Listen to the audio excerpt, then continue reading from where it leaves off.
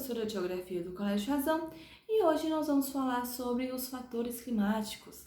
Meninos, o que acontece? Nas aulas anteriores nós estudamos sobre as camadas da atmosfera, estudamos aí sobre a diferença entre clima e o tempo e hoje vamos falar sobre os fatores dos elementos aí que vão compor o nosso clima. O que acontece, pessoal?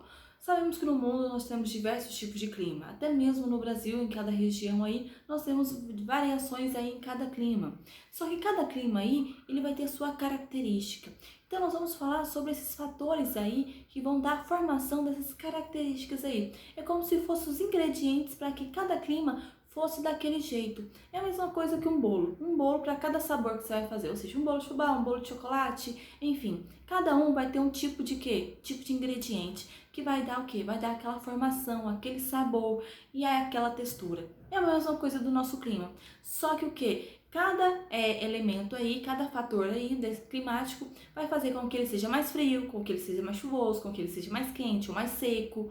Então, tudo isso vai ser relacionado com determinadas o quê? Influências de cada o quê? De cada fator aí, de cada elemento climático aí. Tudo bem, meninos? Então, nós vamos estudar as características hoje climáticas aí, que vai dar formação de diversos climas aí que nós temos no nosso mundo. Tudo bem, meninos? Então, vamos lá. O que acontece, meninos? Eu vou ter a latitude. Quando nós estamos estudando cartografia, nós estudamos um mapa aí, um mapa das zonas climáticas, aonde nos polos eu vou ter o que? A zona polar aí, uma parte mais fria, eu vou ter a parte aí temperada e depois eu venho a parte o que? Tropical aí, certo? E aí, meninos, o que acontece? Nós estudamos essas zonas aí, eu expliquei sobre a incidência dos raios solares. Tudo bem? Que o quê? Que na zona perto da linha do Equador é onde vai receber o quê? Mais zonas, mais iluminação dos raios solares aí. Por isso que as regiões que ficam mais próximas da linha do Equador vão ser mais quentes. E aí, as regiões mais afastadas aí, mais nos polos, nos extremos aí do nosso planeta Terra, vai ser mais fria. Por quê? Porque ela recebe menos incidência, o quê? Menos incidência dos raios solares.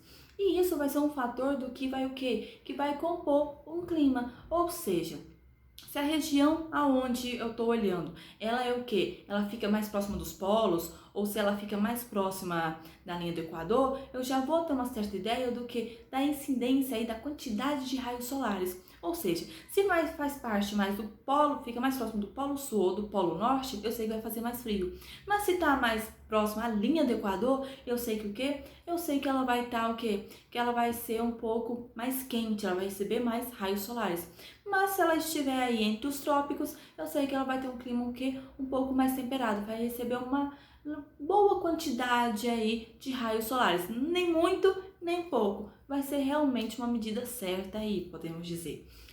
E aí, meninos, nós temos também a altitude. A altitude vai estar relevada o seguinte. Pensa no seguinte, quando você está subindo uma serra ou um morro aí, o que acontece? Na parte onde você está mais próximo da superfície aqui, da terra mesmo, nossa, ou seja, onde está a construção das casas e tudo mais, ela vai estar o quê? Vai estar mais quente, certo? Porque eu vou receber mais incidência aqui na superfície terrestre, que, nossa, ela vai absorver melhor o calor e vai demorar um pouquinho esse processo de evaporação, de fazer com que esses raios solares voltem de novo para a nossa atmosfera.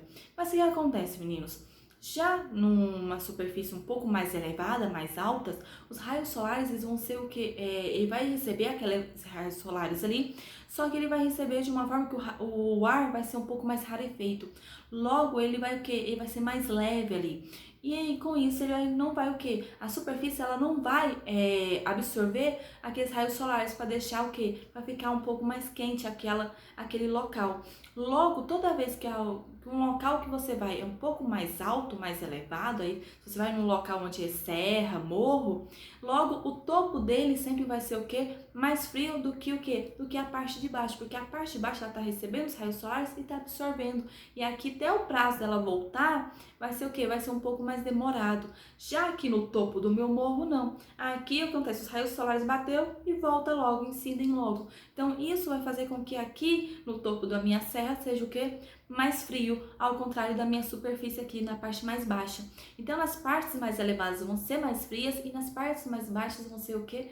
Mais quentes. Tudo bem, meninos? Então a altitude, ela vai sempre o quê? Ela sempre vai estar relacionada a isso. Então se você for num local de serras, Por exemplo, vai ser em locais mais frios do que em locais onde você vai estar perto de planícies, por exemplo, locais mais planos. Logo que lá vai ser mais quente do que em locais mais elevados aí, como em locais de planaltos. Tudo bem, meninos? Eu também vou ter o quê? Vamos ter a continentalidade e maritimidade. Então vamos lá. Continentalidade vem do quê? Vem daquela ideia de continente. Então vamos pensar o seguinte. O estado de Goiás, ele tá no meio do quê? No meio do mapa do Brasil, certo? Ele tá no centro-oeste. Então ele tá o quê? Ele tá dentro do continente, certo? Ele tá dentro realmente daquele território ali, do território brasileiro. Ele não tá nas extremidades, perto do mar. Logo, ele vai sofrer com o fator de continentalidade. Se ele tá no centro aqui, se ele tá mais longe do mar, logo ele vai ser o quê? Logo ele vai ser um pouco mais quente, vai ser um pouco mais seco, porque ele não vai ter o quê? Ele não vai sofrer com o fator da maritimidade. Maritimidade é o quê? Eu tô falando de regiões que vão ser mais próximas dos mares, dos oceanos aí. Então os locais como os litorais aí, vamos pegar o Rio de Janeiro, o Rio de Janeiro vai sofrer com a maritimidade. Por quê? Porque está próximo do oceano ali, está próximo do mar. Então, com isso, aquela região ali do Rio de Janeiro, ele vai ser o quê? Vai ser mais úmido, ou seja, logo vai ocorrer mais processo de evaporação e vai ter chuvas mais constantes. Então, o ar vai ser mais úmido, vai ser um pouco mais fresco do que o quê? Do que o centro-oeste, por exemplo, que está totalmente o quê? Distante do mar. Então, o centro-oeste, a nossa região aqui, ela vai sofrer com a continentalidade. Já a região ali sudeste, onde está localizado, por exemplo, o Rio de Janeiro, ele vai sofrer o quê? Vai sofrer o processo de maritimidade, vai sofrer a influência do mar. Então, se um local onde você está sofre com a influência da maritimidade, ele vai ser o quê? Ele vai ser mais úmido e mais chuvoso.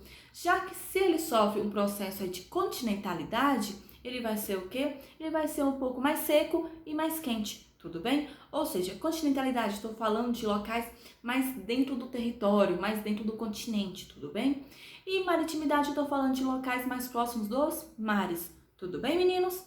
E também nós vamos ter o processo aí, meninos, não só de maritimidade e nem só de continentalidade, mas também vamos ter o que? As correntes quentes e as correntes frias.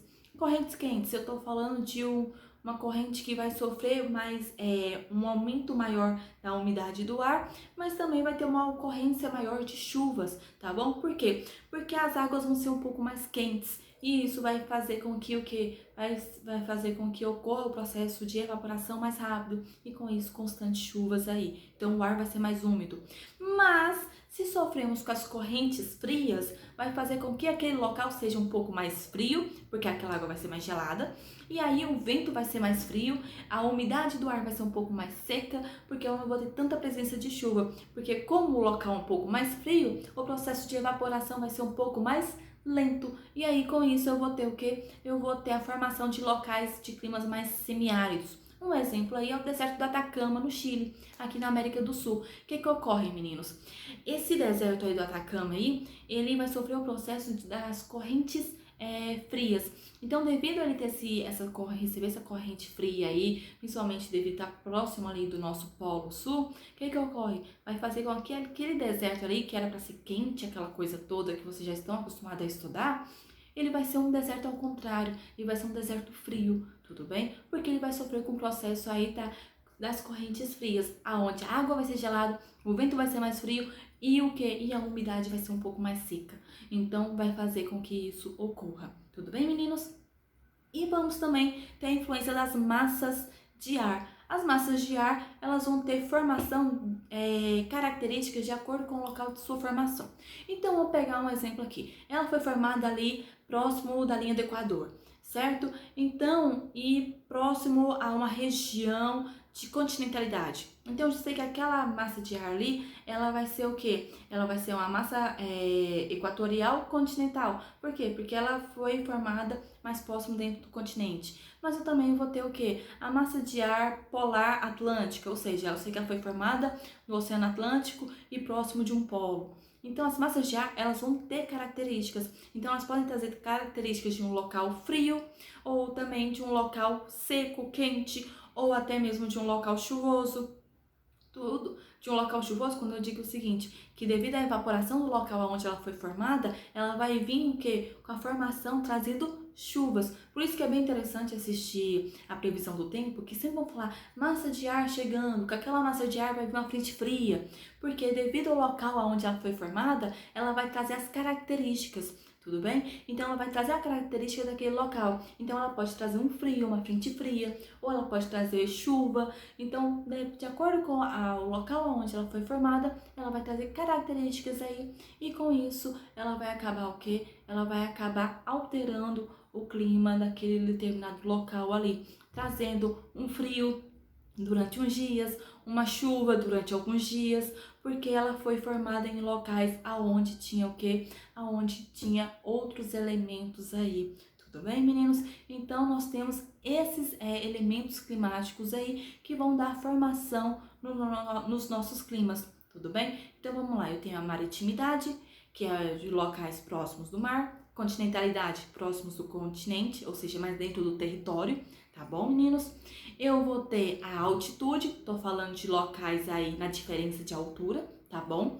Latitude, tô falando da região aonde tá localizada, ou seja, se é próximo do polo, se é próximo da linha do Equador, se é entre os trópicos.